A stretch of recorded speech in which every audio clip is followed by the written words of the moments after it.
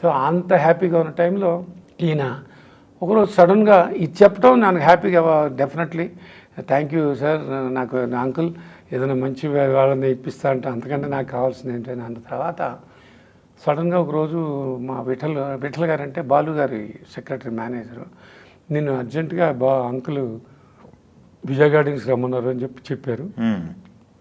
అప్పుడంతా ల్యాండ్ లైన్లే, మాకు తెలిసి అగ్రికల్చర్ లేదు. అప్పుడు వెళ్ళానండి. వెళ్తే సాంగ్ అయిన తర్వాత ఆయన బయట కూర్చున్నట్టు వచ్చి కృష్ణ ఒకసారి కారుకి చెప్తానని చెప్పి నిన్న రాత్రి నేను బెంగళూరు నుంచి పాటలు పాడి వస్తుంటే పక్కన సీట్లో మన సంగీతం గారు ఉన్నారు. అటు ఒక 30 మినిట్స్లో 25 మినిట్స్లో ఒక కథ చెప్పారా, చాలా బాగుంది, చాలా ఇంట్రెస్టింగ్ అనిపించింది. నువ్వు ఉంటే నువ్వు ఒక్కసారి వారిని కలిసిరా, నేను మిగతా విషయాలు తర్వాత మాట్లాడదాం అని అన్నాను. అలాగే సార్ అని చెప్పన్నాను. వెంటనే అప్పటికప్పుడే వెళ్ళిపోయాను, ఎందుకంటే పక్కనే శాలిగ్రామం అంతా రౌండ్ అప్. నేను పక్క వెళ్ళాను, అది కూడా రెండు వీధులు అవతలే. సో వెళ్ళి కలిశాను. రాత్రి బాలు గారు చెప్పారు మీ గురించి అంటే, నేను చంద్రమోహన్ గారి మేనల్లుడు అండి, బాలు అంకుల్ నా మేనల్లుడు అంటారు ఇట్లా.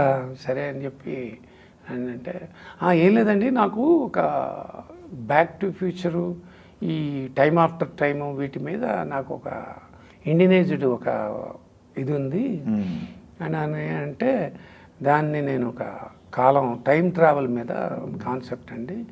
మనకిట్లా ఒక బ్యాక్ వెళ్తే ఒక ఒక ప్రామినెంట్ టైం పీరియడ్, అందరికీ తెలిసిన పీరియడ్ అయి ఉండాలి అది కృష్ణదేవరాయ పీరియడ్ అని నాకు అనిపించింది.